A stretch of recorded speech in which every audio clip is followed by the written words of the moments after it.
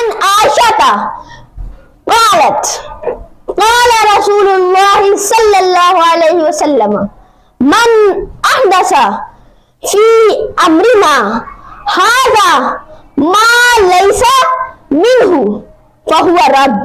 حضرت محترم ام المؤمنین حضرت عائشہ صدیقہ رضی اللہ تعالی عنہا سے روایت ہے کہ رسول اللہ صلی اللہ علیہ وسلم نے فرمایا من احدث فی امرنا ھذا، ہمارے اس کام یعنی دین میں کوئی ایسی نئی چیز پیدا کرے ما لیس منہ، جو اس میں سے نہ ہو، فہو رد، تو وہ مردود ہے. حضرات محترم اس حدیث مبارکہ میں رسول اللہ صلی اللہ علیہ وسلم نے بدعت یعنی دین میں نئی بات پیدا کرنے کو دو حصوں میں تقسیم فرمایا.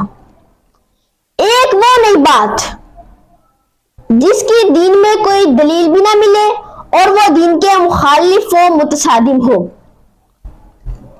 اور ایسی نئی بات مردود اور دوزخ کی طرف لے جانے والی ہے. اس بدعت کو بدعت سیئہ یعنی بری ذات کہتے ہیں.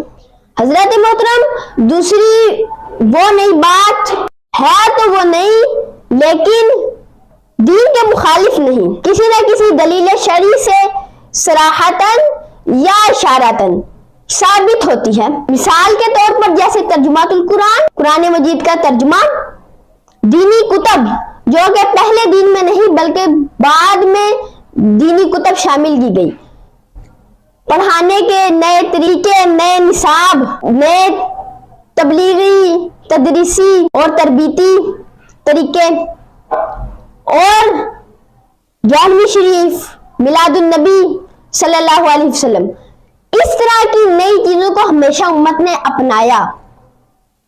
اور اس طرح کی نئی چیزیں جو کہ مردود نہیں بلکہ ان کو بدعت حسنہ اور سنت الاسلام بھی کہا جاتا ہے. اور ایسی نئی چیزوں کو اپنانے کا رسول اللہ صلی اللہ علیہ وسلم نے حکم بھی ارشاد فرمایا.